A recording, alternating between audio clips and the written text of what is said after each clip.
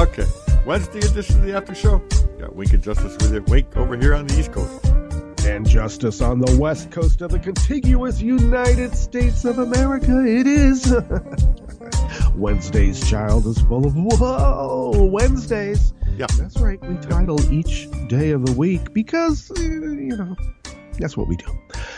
Hey, Week, how are you doing? Not bad, not bad. It is 54 degrees. Just changed a bit. 51 degrees. It's going to be the high for the day. We're heading down to 41 or so today, the rest of the day. Yesterday we went from 64 to 54, and now we're going from 54 to 41 again. So keep going downhill. Reminder to get in the chat. Just go to netrootsradio.com. Scroll down the bottom of the page, and on the right-hand side of the bottom of the page, there is a link to the chat. So click that. Join us there. And do you have an obsessive need to spend money?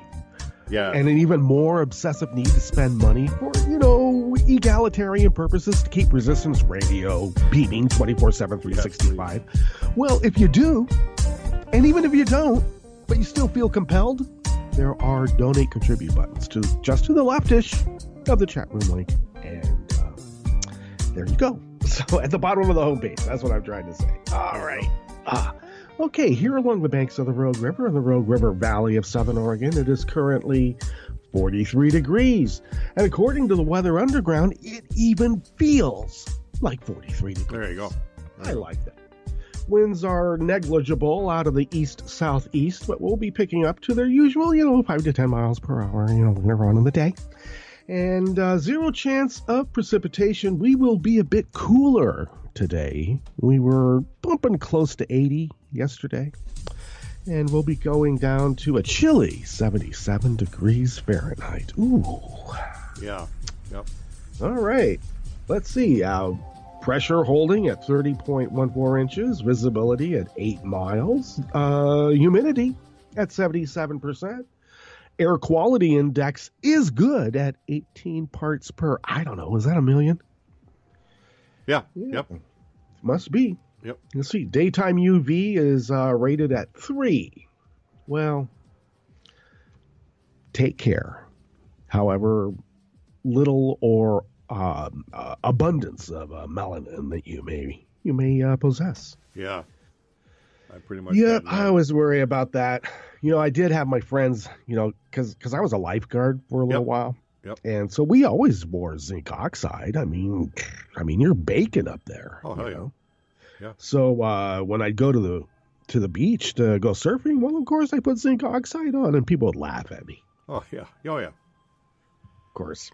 You get the last laugh on that. That's what I'm thinking. Oh, my God.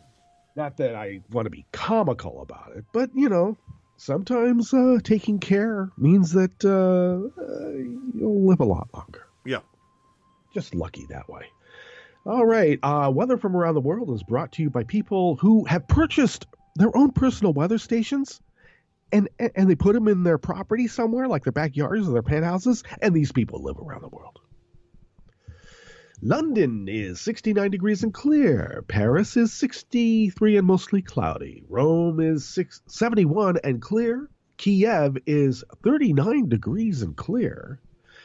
Kabul is 74 and clear. Hong Kong, 77 and clear. Tokyo, 60 degrees and clear. Sydney, Australia, 65 degrees Fahrenheit and mostly cloudy.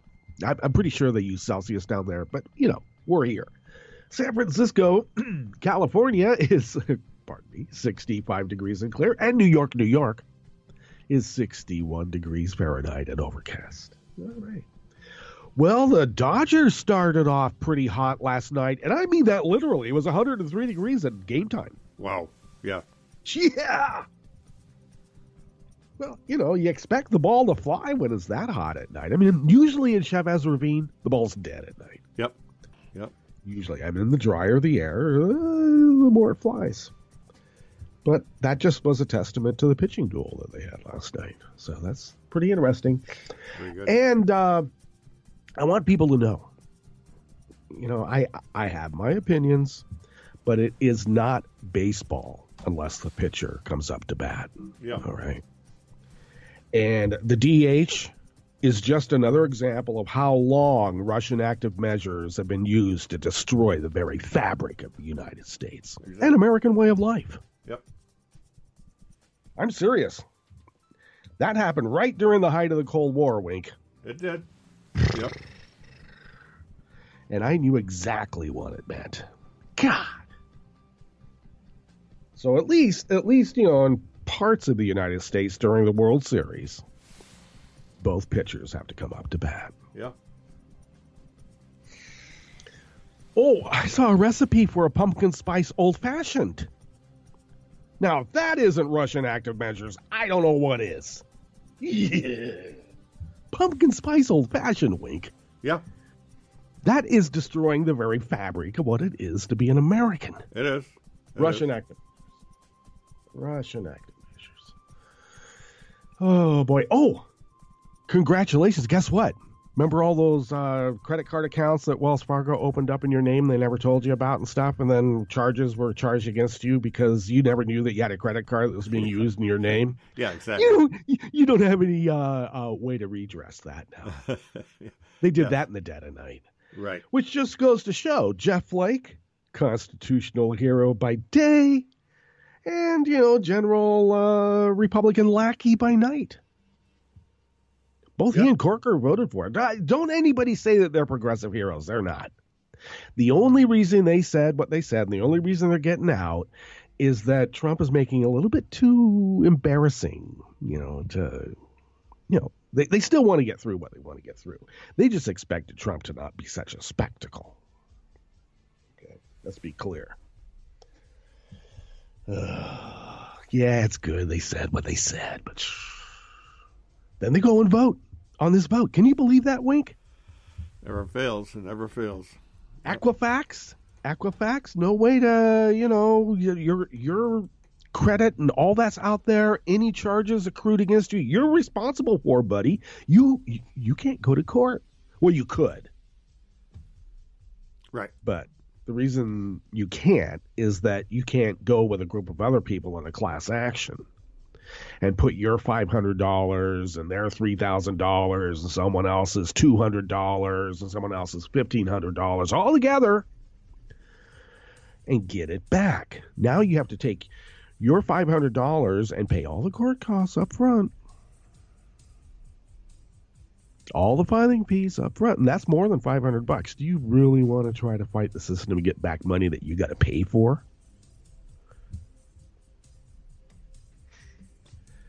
Or as I like to say, follow the rubles, and that might be Russian active measures too. I don't know. Let's carry it to its bitter end. Yeah. Jesus. I don't know. I just don't know anymore. Well, let's get grounded and attend to the issues that we will be attending to today, because we're going to visit with Angela Marx, as far as we know. Yeah. Okay. An Oregon lawmaker, Republican by the way, has been stripped of his legislative power and aggressively admonished that women in the Capitol do not want you to touch them. He was admonished with that admonishment. Ooh. What's that all about? We'll find out, won't we? Longtime Trump lawyer Michael Cohen, or, Trump Pitbull. Who says who? Sold 4 New York buildings, wink, at 5 times their assessed value to several mysterious foreign buyers. In cash! Way to go right there. Yeah. They don't say what the cash is. Right. But I suspect it's something that starts with an R, ends with a E, and has Ubel in the middle. Yeah.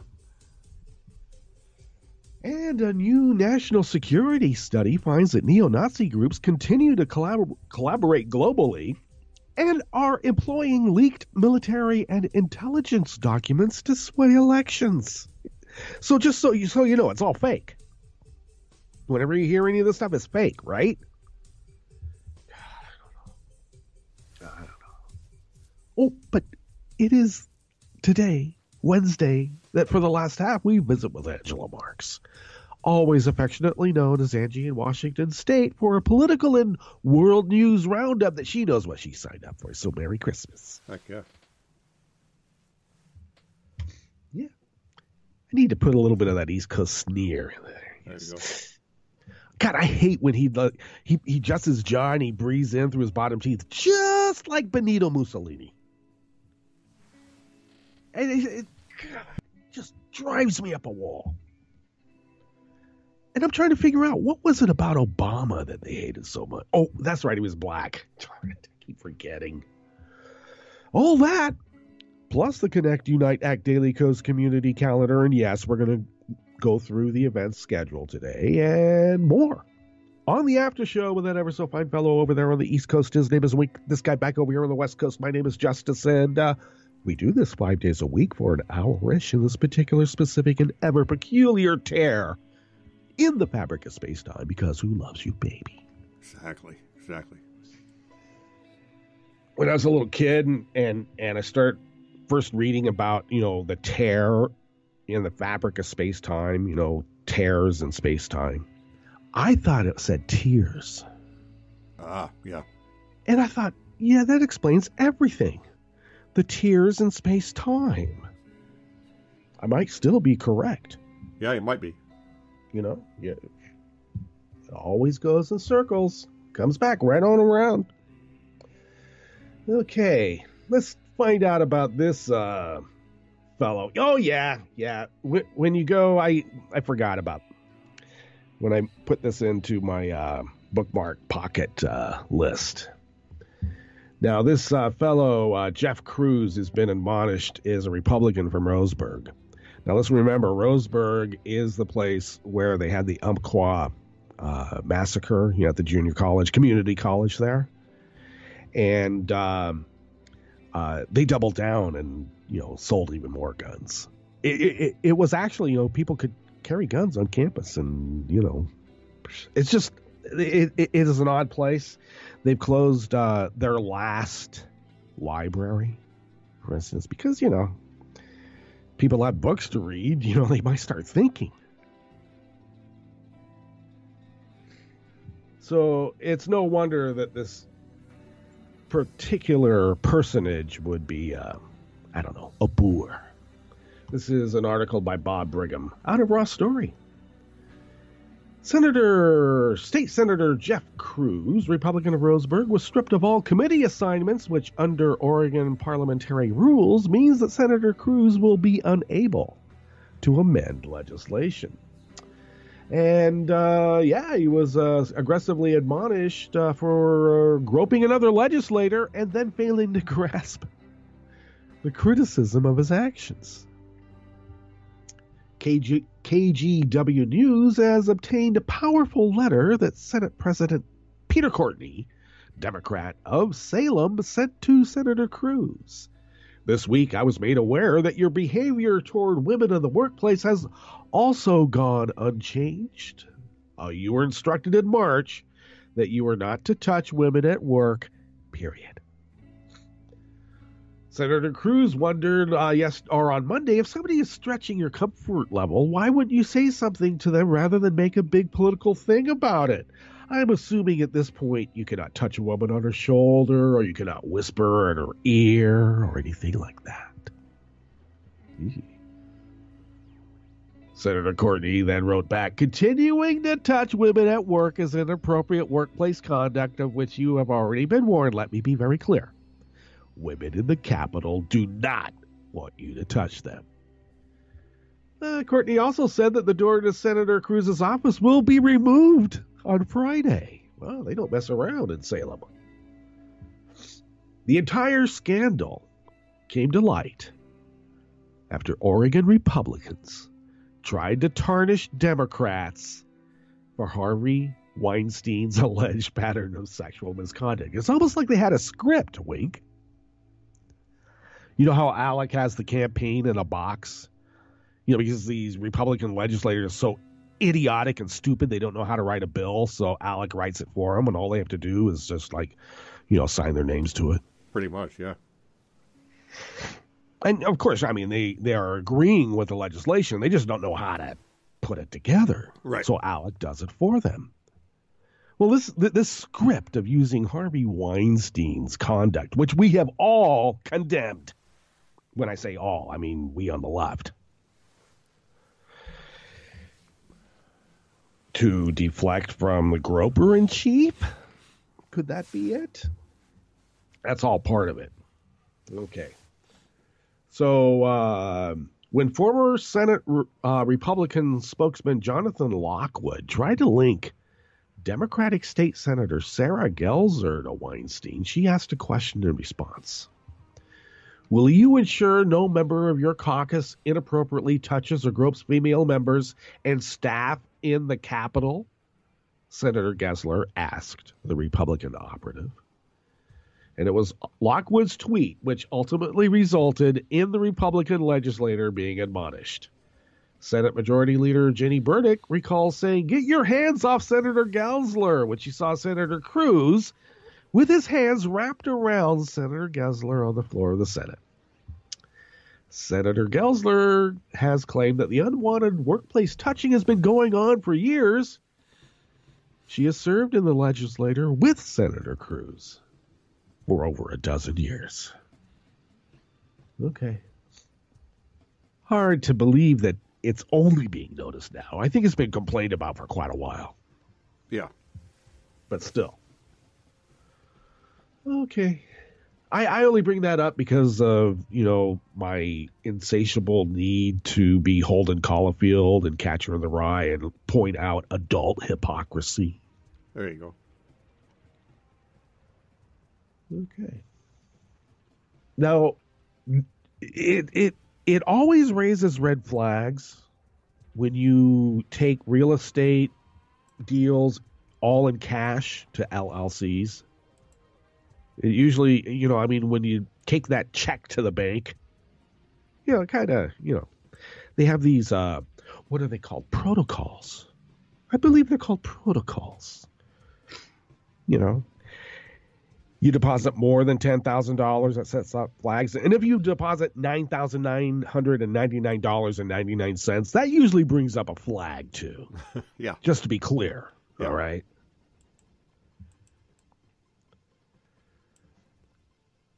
And really all LLCs are supposed to do is separate liability among partners so that one partner's bad credit doesn't impact the whole. That only that partner is dinged for their misconduct. Okay? That's what LLCs are for. Not to hide who the purchasers are. But we're talking New York, too, so it's a little bit different the way they do it there.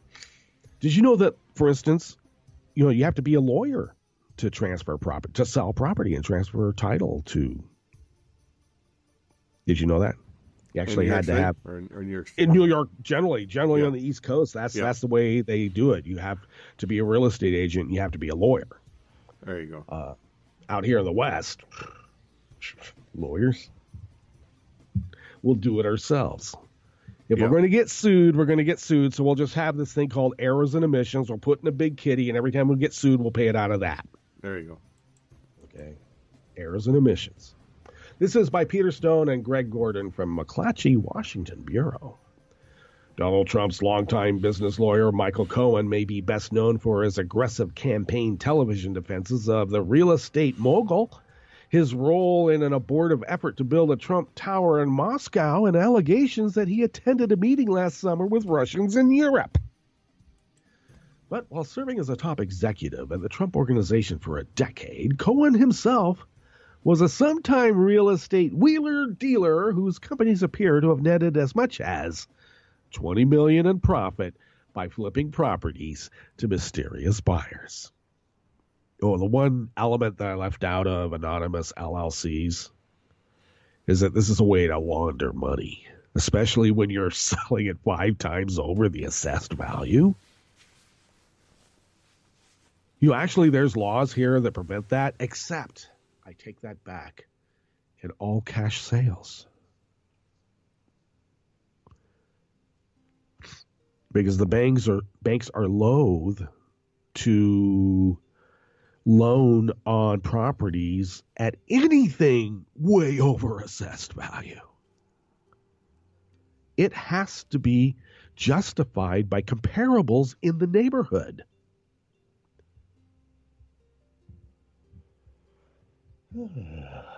They do things differently in New York, though.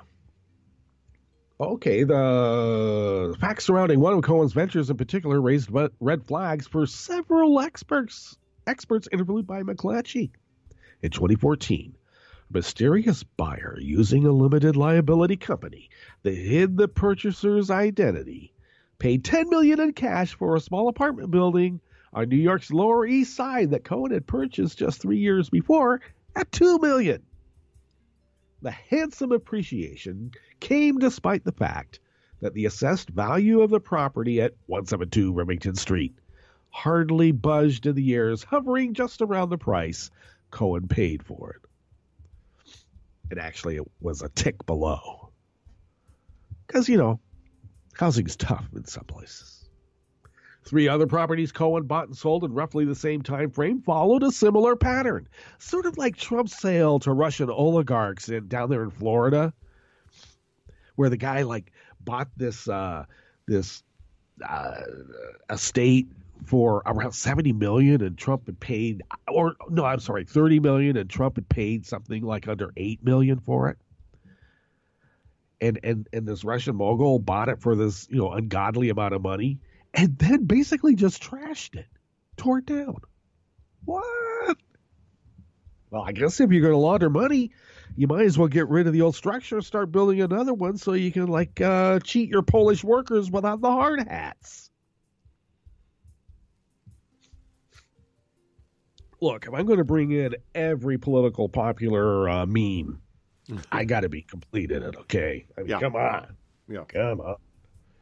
All cash purchase by an LLC of an overvalued property in Manhattan is usually worth a closer look by federal investigators, said Jamie Nowadaye, a former federal prosecutor and money laundering specialist.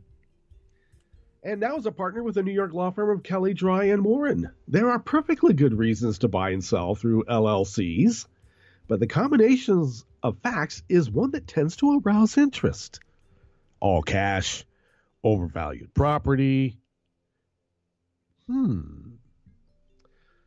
Now, Michael Cohen did not answer questions about the buyer's identity or how the transaction was conducted. Herbert Chavez, a lawyer who served as manager for the LLC that paid $10 million for the property, declined comment. Because he's a lawyer, he knows what to do. Okay, Cohen is still one of the president's, Trump's private lawyers. We don't say the P word here. It has drawn increasing scrutiny in recent months from federal investigators, 3 congressional committees, and Justice Department Special Counsel Robert Mueller. Witch hunt. Well, if anybody's a witch, it's going to be Michael Cohen. You might as well get that guy. See, I'm not necessarily adverse to the idea of it being a witch hunt because, unlike the witches in Salem, Massachusetts, who were not evil, but just, young girls, caught up in the thing, right? Yep. I think these are like wicked witches. And we need to probably rid ourselves of the wicked witches. There you go. And I also think it's important to note that the real estate purchases that these wicked witches have purchased are the ones that are going to fall down on them. And you'll see their little legs creep up underneath it because, they're disappearing as like mere dust. Okay. So the article does go on and give a litany of all of Michael Cohen's public pronouncements and more than just accusations, but actual court indictments over various dealings with Russians. Okay. And when I say Russians, I mean like businesses and all that kind of stuff. So when they say, we don't do any business in Russia. You mean like when you signed the deal, it was in Manhattan for some businesses in Russia, but you don't do any business in Russia because you actually did the business in Manhattan? I guess that's what they mean.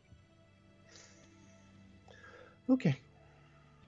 Neo-Nazi groups continue to collaborate globally. I bring this up also. I was going to include, Rutgers has been plastered with white supremacist neo-Nazi recruiting flyers. From the article, this is like the 30th or 40th university that's had this, and I've been hearing numbers that are a lot more, like hundreds. And it was for this Identity Europa, which is not a U.S. Originated white supremacist neo-Nazi group, but an international one. Yeah. Okay, so we could have arguments with people like, oh, you're just exaggerating, the extent to which these, white right-wing extremists are getting a toehold. But I would say, things happen in the world, and they might be the canary in the coal mine for us, since everything revolves around us. Yeah.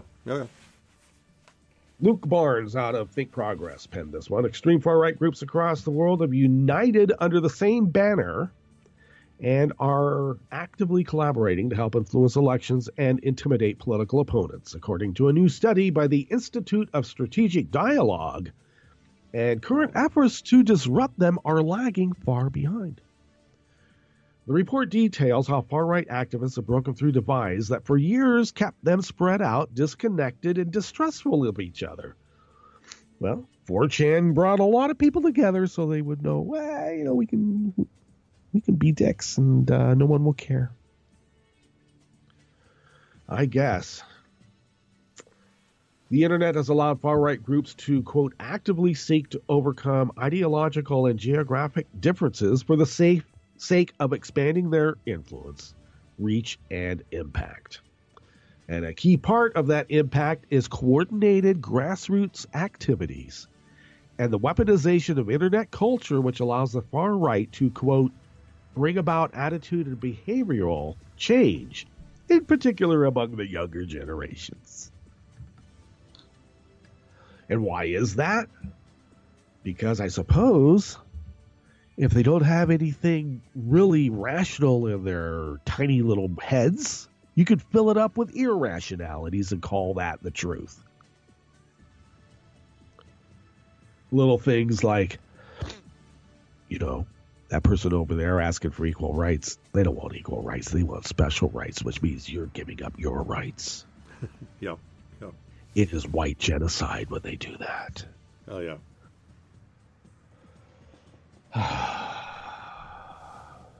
Okay. So this is according to the study, a coordinated international effort, and we are about one cog in that. I think that we got a lot of nukes, which makes us a pretty big cog. But I'm a romantic.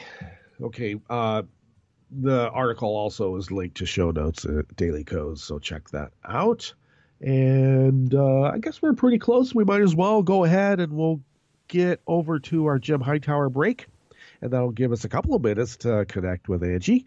And then we'll come back and go through the Connect, Unite, Act Daily Codes community calendar, of course. And then our conversation with Angela Marx. You are listening to the After Show on Netroots Radio with Week in Justice. And we will be right back. So President Trump makes what was to be a condolence phone call to a young widow of Sergeant LaDavid Johnson, one of 4 American soldiers killed on a military patrol in Niger. And all of a sudden, the White House explodes in yet another political conflagration and a new burst of presidential lies. Was Trump disrespectful to the widow by not referring to her dead husband by name, but as your guy, then declaring that Sergeant Johnson, quote, knew what he was signing up for? She and 2 witnesses to the call say yes. Trump and his White House PR flacks issued a furious string of no.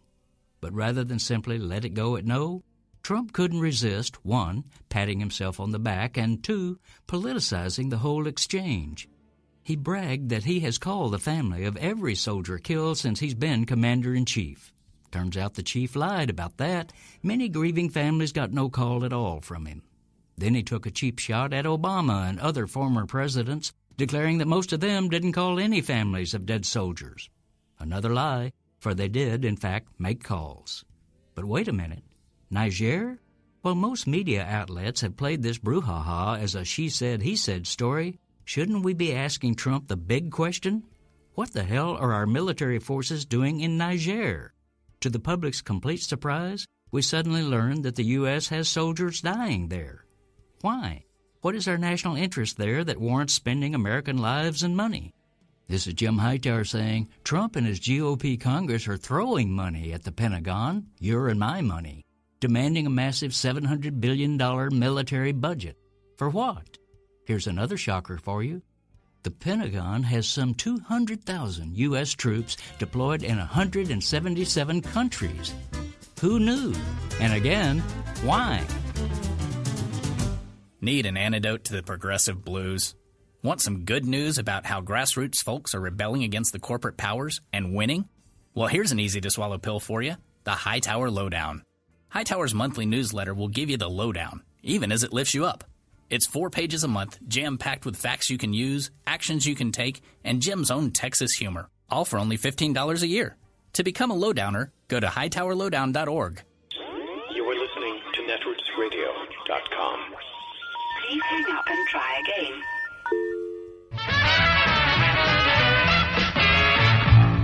From a point at sea to the circles of your mind, a new force is at work for planetary transformation.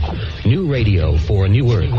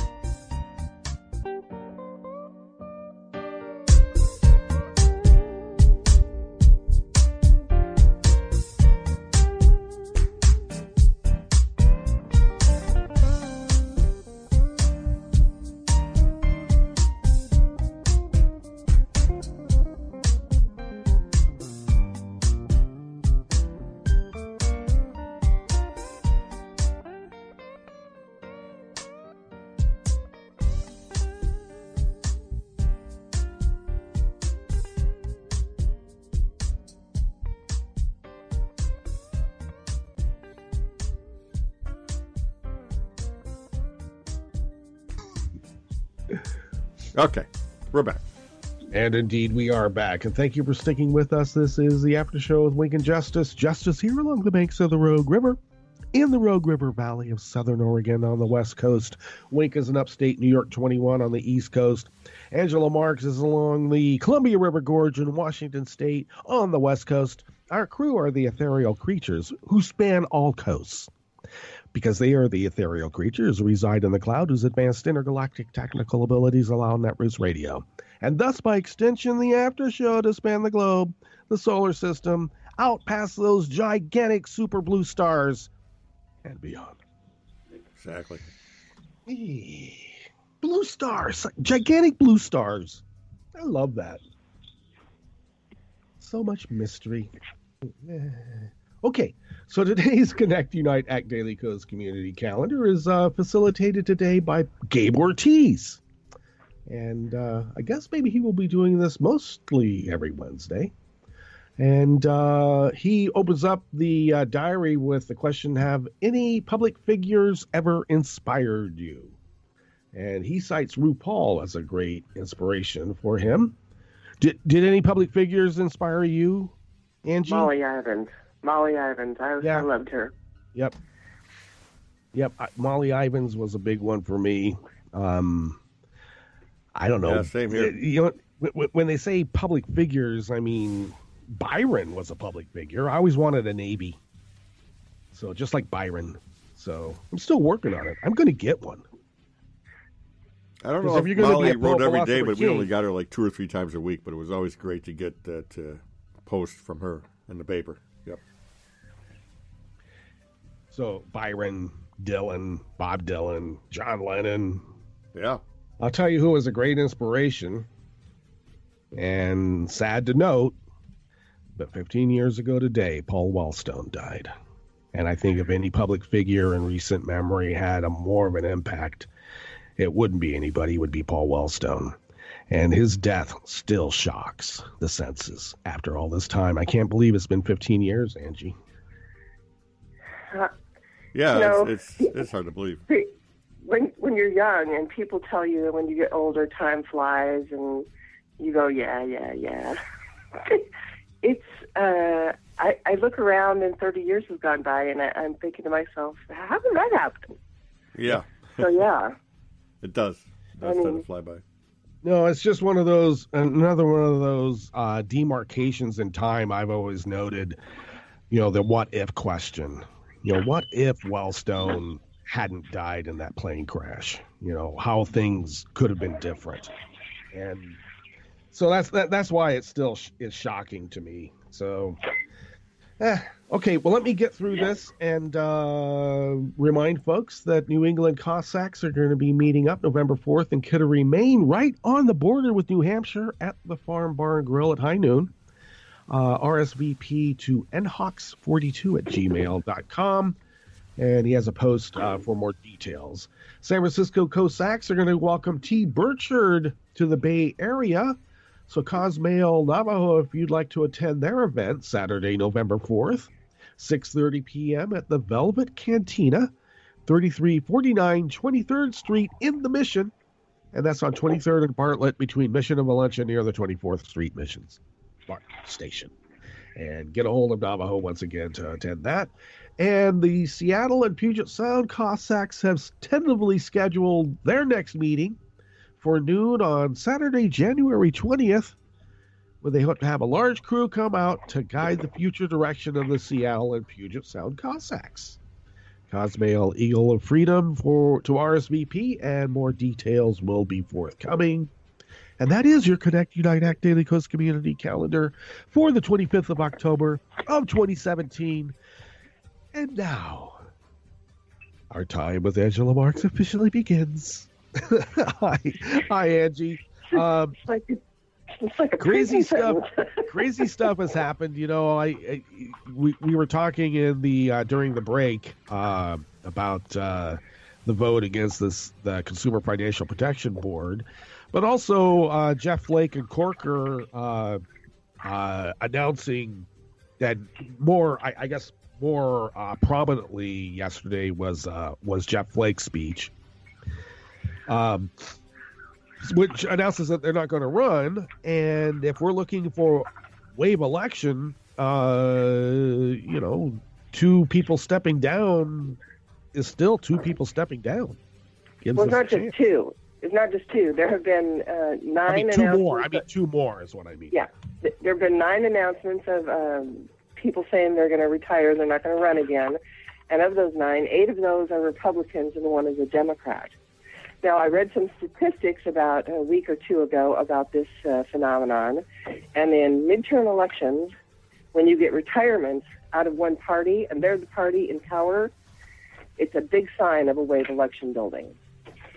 On top of that, we have, the investigation into the president and all of his men, with the business with the election in Russia. And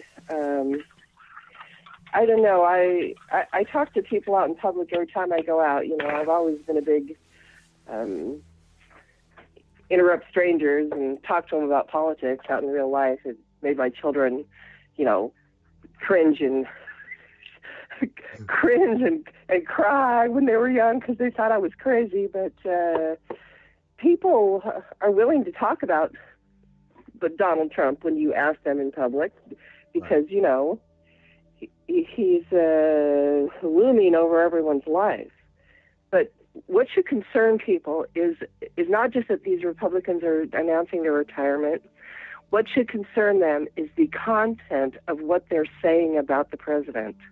Did you listen to Jeff Flake's speech yesterday? Yeah. Yeah. So this is a guy who spent 20 years almost in the U.S. Congress. 5 years ago, he was a really super conservative member of the U.S. House, or 7 years ago, I guess, before he got elected to the Senate. And they're talking about Trump like he's a danger to the nation. I mean, they're using these words. That should be very concerning to average people. And I think that it is, yeah. I don't know. Maybe I'm just being too macho about all this. But, I wish someone who wasn't in a re-election fight that they were going to lose to the Nazis over would finally stand up and talk about how the Nazis are in the White House. It's always people who are on their way out. And so it makes me think, this goes against everything that we had rammed down our throats about the right. When the tough get going, the Republicans pack up and leave town. Yeah, it would be nice. But it's still good. If we can fill the void with our people, then that makes sense. But Jeff Flake, let's be clear, Jeff Flake doesn't think that he can prevail against the Nazi in his district. Exactly. That's why he's not going to run again, because he doesn't want to waste his time and effort and money. I only mention that because there is big-time voter suppression over there. I only mention that because there's big-time voter suppression. We think, he doesn't think he can win against the Nazi, but the Nazi's never going to win. And I say, look, Nazis have been winning because somehow other people are prevented from voting. So there's so much to unpack in all of it. So it's a double-edged sword. We have a lot of voter suppression coming from the right. There's no denying it. It's out in national publications for the last 2 years or more about guys like Chris Kobach. I can't pronounce his last name there. Secretary of State of Kansas, at any rate. He was on the president's commission about this crazy idea that people on the right often bring up over the last 15 years about how there's so much illegal voting going on, which is crazy. There have been actual studies done by the Congress, mind you. One done in, I believe, in the year 2000 by an entirely Republican Congress under President George W. Bush. And they spent a lot of time and energy into checking on bad voting habits. And there were, in the decade before, there were a billion votes cast, and there were 35 actual people who tried to vote twice or something. There's not really any voter fraud. What there is election fraud in this country. Yeah, what he's doing that thing called cross-check. Yeah. Just what they do is the rolls. Yeah. What happens is they get a list of people who are felons, for instance, in their state, right? And if their state doesn't allow a felon the right to vote after they've completed their punishment from the justice system, then they can't vote in their state, right? So they take this list of felons and they go through the list of registered voters, and if your name matches the name on that list of felons, they erase you off the voter rolls, and they don't even. A lot of states don't even send you a message and say, "We took you off the voter rolls because we think you're this felon guy." They just wipe people off the voter rolls. You don't even have to have the name. You don't have to be named the same as a felon. You can have just the same name as somebody else in another state, and they would presume, they being Kobach's commission, are presuming that that's the same person. But they've extended it even more crazy. You're Marx in Washington State, MRX, but Angela Marx, spelled M-A-R-K-S, in Montana, could be the same person, and so you're both taken off the rolls. Yeah. I mean, that's their intention. So. And on top of that, what a lot of people don't know about our country is that from at least the statistics from 1912 to 2012 at fairvote.org, F-A-I-R vote.org, you can see that in the last century, 40% of people in this country never vote. Now, that might not be the exact same 40% every election, but on statistically speaking, on the numbers themselves, on a presidential cycle, we never breach 65% participation, and in mid-years, most of the time, we're at about 38%. So 2 out of 10 people in the country never vote. I mean, 4 out of 10 never vote, 40%. So you got one side squishing people that are willing to register and vote, shoving them out so they can't cast a ballot. Then you got 40% of the rest of the people that just don't even bother to register. We have a terrible malaise in this country about participation in our government. You know, people are always so proud saying this is the world's best democracy, and we've made the rest of the world want to be democracies because we're so great, except we're barely a functioning democracy in this country. Yep. Yeah. It's horrible all the way around.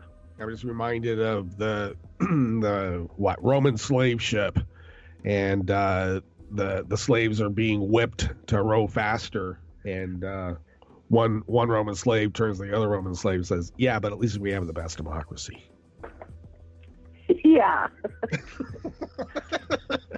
So, well, on top of the fact that we don't really have a democracy in this country when we choose our actual leadership, right? Our president. That is not a democratic vote. I mean, every person gets one vote, but you're not voting for that person because of our crazy electoral college. But I would like to remind everybody there's something called the popular vote, the National Popular Vote Compact.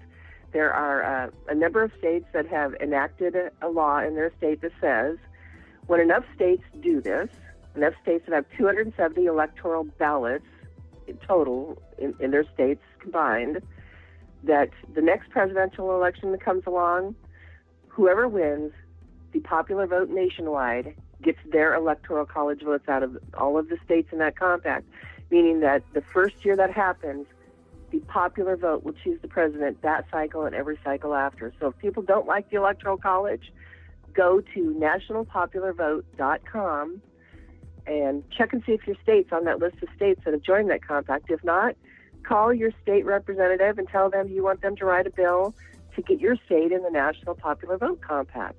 We can go around the electoral college and quit messing around with that and choose our president by popular vote. What's that contact info again? It's called nationalpopularvote.com. Thanks. That's perfect. Okay, so we also have another big issue that just came across the transom is that 17-year-old refugee girl who was being held up from having a medical procedure called an abortion, got her abortion today before the DOJ could file into the courts again. So I think that is quite breaking news. And also, it portends something very dangerous is happening and has been happening. I mean, we only heard about her. But from what I've been reading, there's at least 30 girls, young women, who have been going through the same issue. Held in ICE detention. And being denied having abortions or women's health help. Yeah. Because Trump rolled into office and his Health and Human Services Department has changed the language about their mission, saying that their mission is to protect people starting at conception. Our national scientific community does not abide by this idea that human beings begin at the moment that an egg is fertilized. That is craziness. To start with, at least 1 out of every 3, and possibly as much as 1 out of 2 pregnancies naturally end in natural abortion. You just never notice that you're pregnant because it's naturally aborted before you ever even notice. This idea that a fertilized ovum is the same as a human being is craziness. There was a story in Daily Kos about it this last week that was a really, really good story.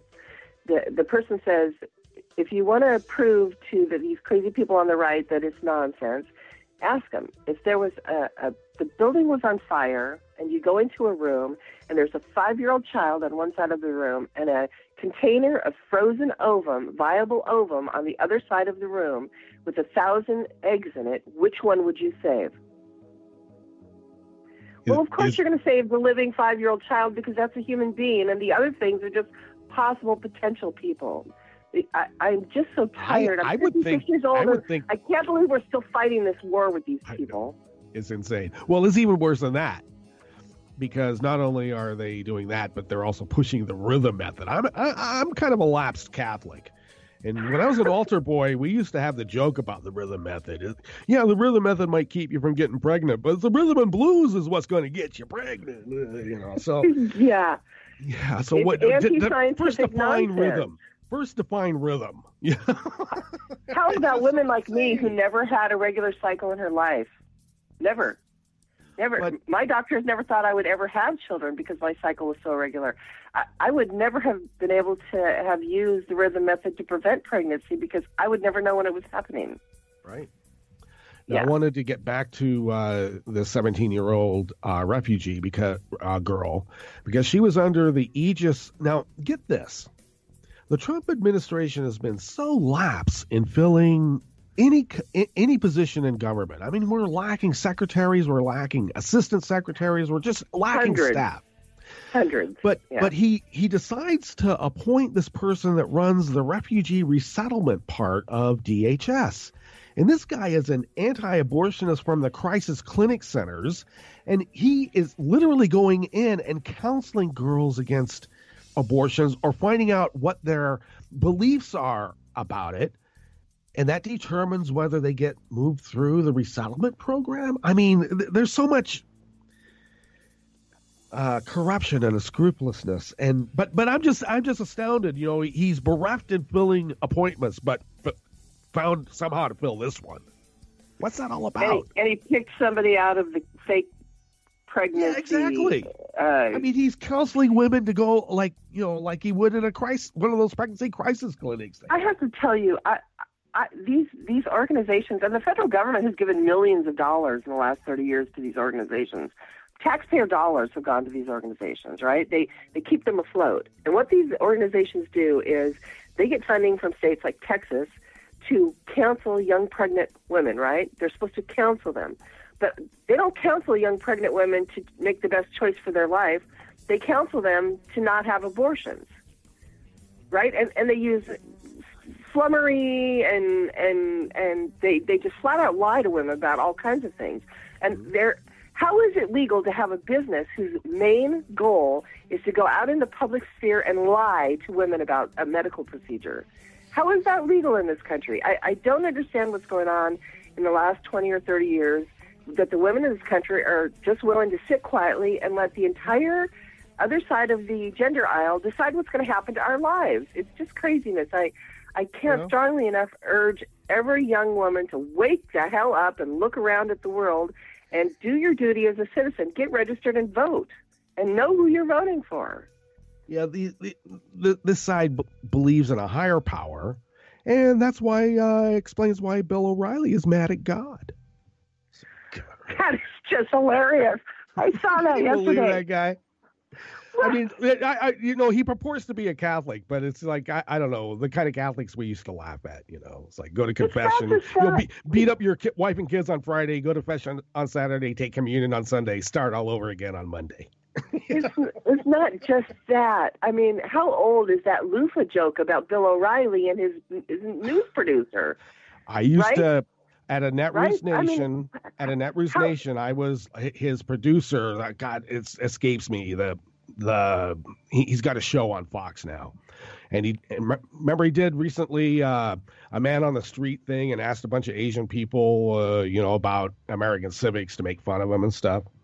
But this guy tried to ambush people, and the way we were taught before we went there is that if you were going to get ambushed by this guy, this Fox News O'Reilly producer, is that you said Andrea Marx, which was the loofah bar incident, and they went away. Right. And that's exactly what they did. Away. They just shut it down and walked away.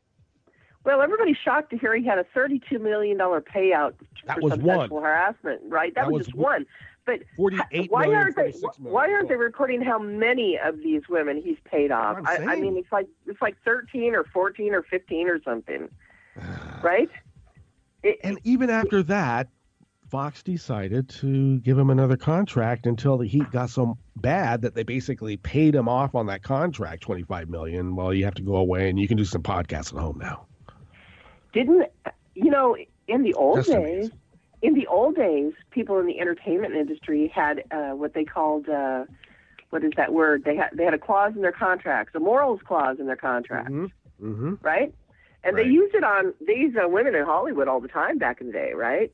You know, if you got pregnant and you weren't married, you were out the door. Yep. Okay, so how don't they have morals contracts for these guys like Bill O'Reilly? Oh, yeah. Well, the morals contract, according to what I understand from Bill O'Reilly, is similar to the Weinstein is that as long as he paid the payouts, he can continue doing what That's not a morals clause. That's a weasel our way out of That's what I'm just saying. clause. That was the morals clause in his contract, which says everything you need to know about their morals. Exactly. I guess that's called. I think it had to be at least $100,000 each for each grope from Billow. I think. Yeah. Something like that. For a political party that has prided itself on its moral standing my entire life, there's a bunch of scumbags in that party. Yeah. Yeah, no doubt about that. So, I don't know how this applies, but there was a Kim Jong-un actor walking around New York, going into Trump Tower and various parts, and it actually caused quite an uproar. Really? I didn't hear that. Yeah, it just seems funny to me. That would be great. Yeah. It's the craziest thing. The craziest thing in our country today, I think, is that I saw some statistic not long ago about people under the age of 35. How many of them get their actual news only from the comedic side of the news and entertainment business? Like, Jon Stewart made it popular with The Daily Show for 17 years, and Trevor Noah doesn't seem to have as much of an audience, although he's an entertaining guy. It's, the newspaper industry is dying. The actual news industry seems to be teetering on the brink of dying. The country is being led further and further into some crass kakistocracy, theocracy by a bunch of people on the right who are do as I say, not as I do Republicans. The whole country's in chaos, and we're being led by a guy who still thinks he's running a reality TV show. I think the Republic is in danger. Mm-hmm. Seriously. Yeah.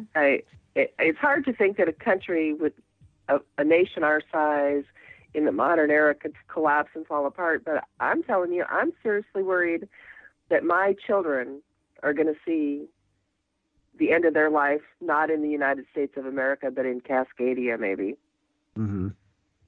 Yeah, I don't know. I never wanted to be a Wolverine. I wanted a better mascot than that. But Wolverines are great. That's a great mascot. What's wrong with Wolverines? My high school mascot was the Golden Hawks. And I went, okay, that sounds a little too white to me. Mine, we were Eagles. I went to Hudson Bay High School here. We were Eagles. And then my junior high one was the Conquistadors. And that's like, no, I don't know if I want to be known as that either. What was my junior high? Yeah, because we didn't call that middle school back then. We were in junior high when we were kids. Yeah, right. It was. I went to Shumway and we were Trojans. Okay. Yep. Golden Hawks. We were Golden Hawks, right in the heart of Orange County, California. So it made sense. You're going to be a hawk, you might as well be a golden one. But no, I'm making fun. I love the Badger, the Wolverine. They're quite an animal, and to animate that just seemed reasonable. But if we're going to fight the Russians, I just thought, well, you know what? Why can't we be the bald eagles or something? The only Wolverines I remember turkeys. Speaking of Russians is that Red Dawn movie when I was young. That's what I'm talking about. The old Wolverines, avenge me, boys. So. That was a great movie. It reminds me, why do they keep making remakes of movies? Because there's not an original idea in Hollywood. There are original ideas. I have been a voracious reader my entire life. There's a series of books by a woman called Anne McCaffrey who passed away at the age of like 82 or something, about a decade ago now. But she wrote this series of books starting in 1968. She wrote a short story, and it won one of the, I think, a Nebula Award the year that she wrote it. But it spans 2,000 years of history on the planet. These people have a huge interstellar war, and they want to get away from that. So they take 3 colony ships and 6,000 people. They go to this little planet out on the edge of nowhere that doesn't have anything to attract, a high technological species. And they're just going to have a quiet little life. And for 9 years, they're fine after they land, and then this stuff starts dropping out of the sky, and their geneticist develops flying, teleporting, time-traveling dragons that mentally bond with their riders for life. So there's war, and there's flying, think of the things, those things that they flew in Avatar. Right. Yeah, right? Like that, and there's so that's a 40-year-old story, but there's great stories out there. I'm just sick of remakes. Of course there are. Make something new. When I say there's not an original idea in Hollywood, is because you got to remember there's people there that won't buy an original idea. That's part of it too. But we'll have to wait to discuss that next time because we're out of time now. But that'll happen sometimes. No, I would love to see, and that's why we need to maybe break up what's known as the media centers, and so that we're not so homogenized in one. Because Kansas City jazz was different than L.A. jazz. That was different than Seattle jazz. It was different than New York jazz, for instance. No, it's all jazz. It's all the same. I can't stand it. Well, you can tell the difference. But we'll talk about this and more next week. Thank you for today, Angie. All right. Well, you guys have a great week. All righty. Well, tonight, of course, is Jibber Your Jabber with Wink, beginning at 9 p.m. on the West Coast, midnight on the East Coast. 2-hour opportunity for live call-in radio, so please do that. And continue listening. Oh, I will have Dave Brubeck's the Dave Brubeck Quartet Bluette playing in the interim before Hartman comes up about 6 minutes after the hour. So continue listening to Netroots Radio 24/7, 365. And why? Because who loves you, baby? Okay, we'll listen to a little bit of some LA jazz to see if that's any different than this Kansas City kind, okay? All right, Wink, I will see you on the other side. All right, we're out.